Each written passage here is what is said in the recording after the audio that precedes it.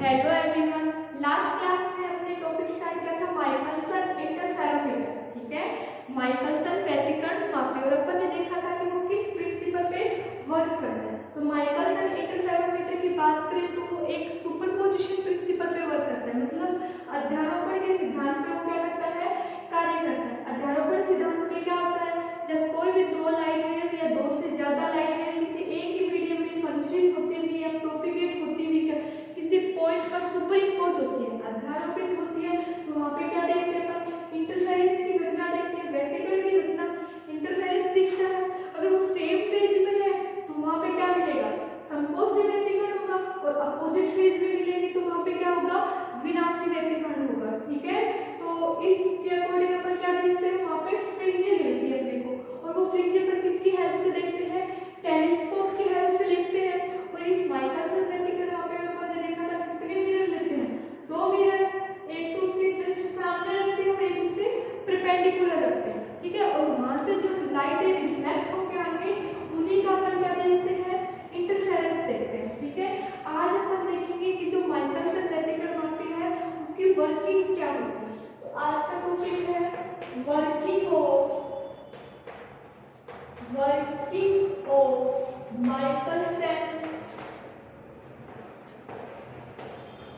Michelson interferometer.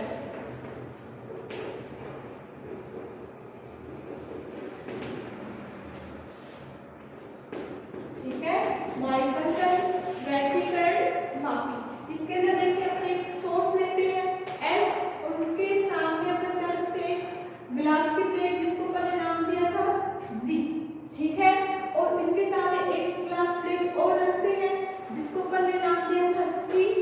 ठीक है, और इसके ऊपर क्या होती है, हाफ सिल्वर कोटेड होती है, मतलब ये क्या कर सकती है, ट्रांसमिट भी कर सकती है और रिफ्लेक्ट भी कर सकती है।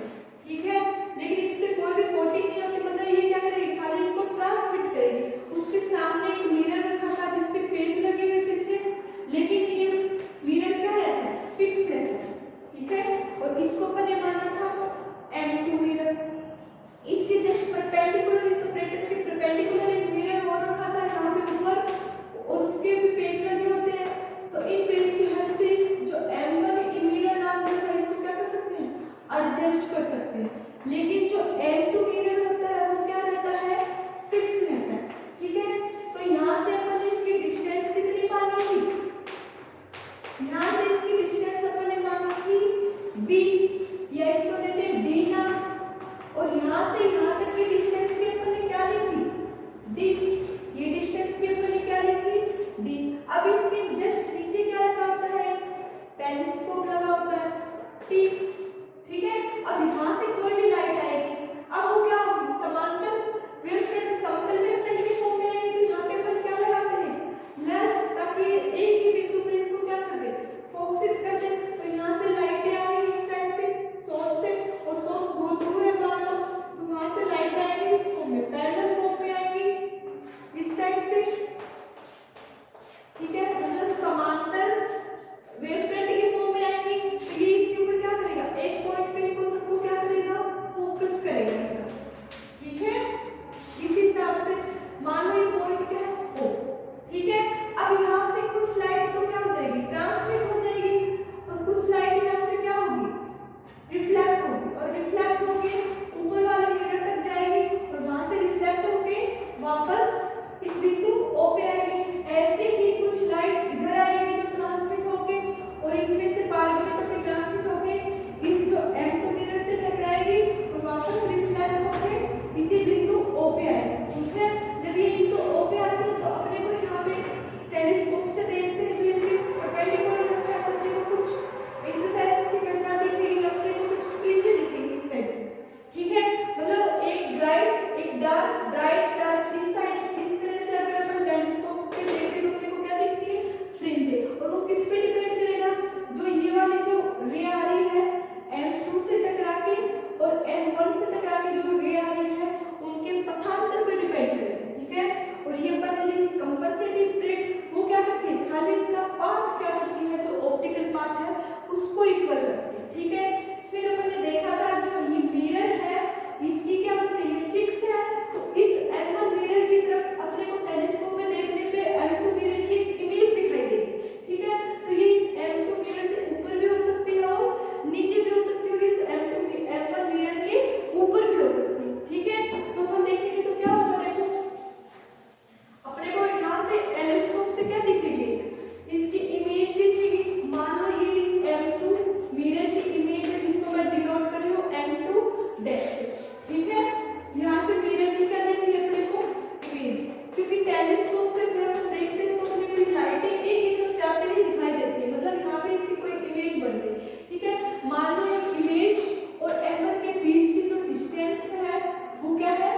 डी है या फिर बी है।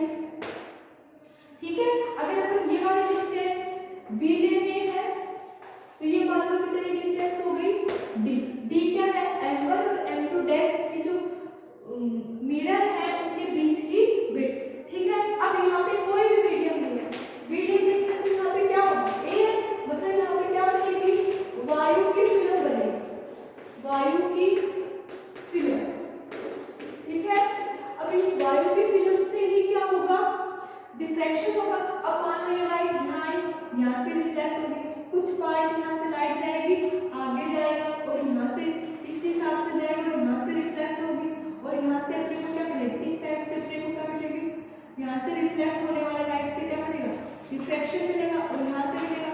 अगर यहाँ पे अपन इसको टेलीस्कोप से देखें तो अपने को क्या मिलेगी, इस टाइप से क्या मिलेगी, फ्रिंजेस इकट्ठी होकर अपने को टेलीस्कोप पे देखने पे अपने को क्या दिखती है, एक इंटरफेरेंस की घटना क्रिएट करेंगे और ये किस पे डिपेंड करेगा, इस पथांतर पे डिपेंड करेगा। ठीक है, मान लो ये पॉइंट है ए, ये पॉइंट है बी और ये पॉइंट है सी। ठीक है, और ये इस साइड आ रही है तो अपन ये मान लिया डी पॉइंट और ये क्या है ई पॉइंट। तो दो प्रकाश किरणें आ गई, एक तो है ओ ए बी और दूसरी है ओ A B C E.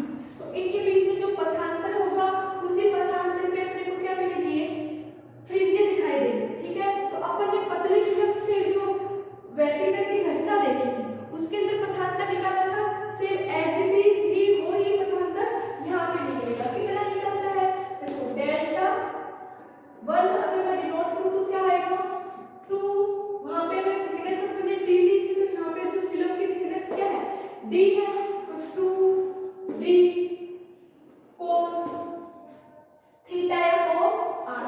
Theta मतलब अपन ने जो परपेंडिकुलर से जो एंगल लिया है उसी को ले रहे हैं, वो एंगल कितना लिया है, थीटा एंगल लिया है।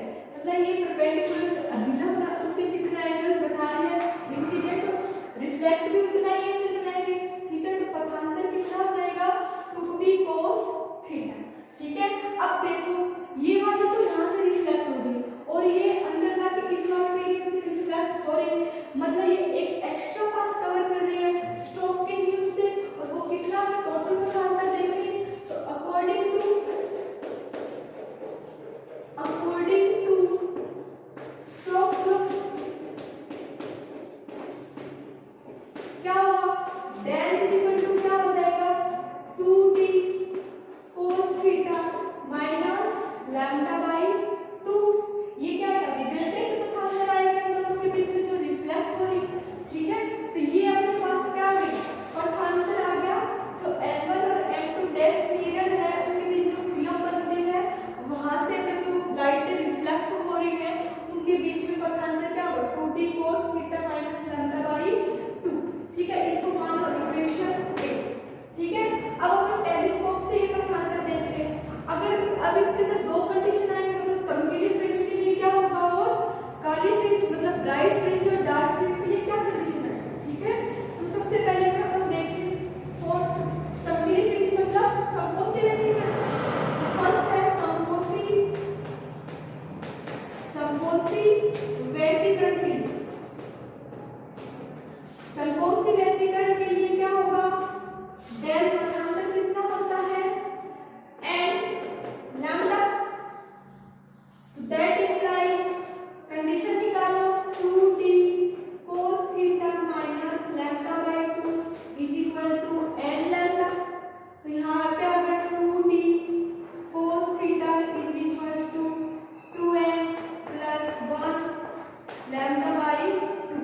ये क्या हो गई, ये अपने को ब्राइट फ्रिंज मिलने की कंडीशन। इस टेलीस्कोप पे अगर अपने को कोई ब्राइट फ्रिंज मिलती है तो उसके लिए क्या कंडीशन होगी, 2t cos थीटा बराबर कितना हो जाना चाहिए 2n प्लस 1 लैम्डा बाई 2 होना चाहिए। मतलब चमकीली फ्रिंज के लिए क्या गई शर्त या कंडीशन।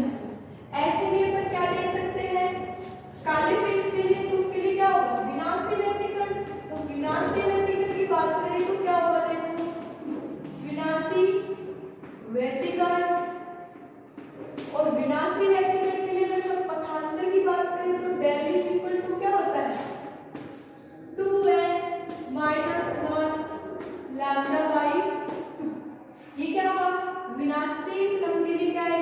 व्यतिकरण आएगा। अब यहाँ पे डेल की वैल्यू रख दो इक्वेशन 4 से, तो देखो क्या आएगी, इक्वेशन 4 से वैल्यू रखेंगे तो क्या आएगी, ये आएगी 2d cos theta minus lambda by 2 is equal to 2n minus 1 lambda by 2। इसको सोल्व करेंगे तो अपने पास क्या आएगा, 2d cos theta is equal to n lambda. ठीक है, तो ये विनाशी व्यतिकरण की कंडीशन, ठीक है, जिसके अकॉर्डिंग अपने को क्या मिलती है, काली फ्रिंज। तो काली फ्रिंज के लिए कंडीशन या शर्त, ठीक है। अगर पथांतर इसके अकॉर्डिंग फॉलो हो रहा है तो अपने को यहाँ पे कैसी फ्रिंज मिलेगी, ब्राइट, और अगर पथांतर इसके अकॉर्डिंग फॉलो हो रहा है तो अपने को यहाँ पे क्या मिलेगी, डार्क फ्रिंज मिलेगी। इस टाइप से अपने को एकांतर क्रम में ब्लैक और डार्क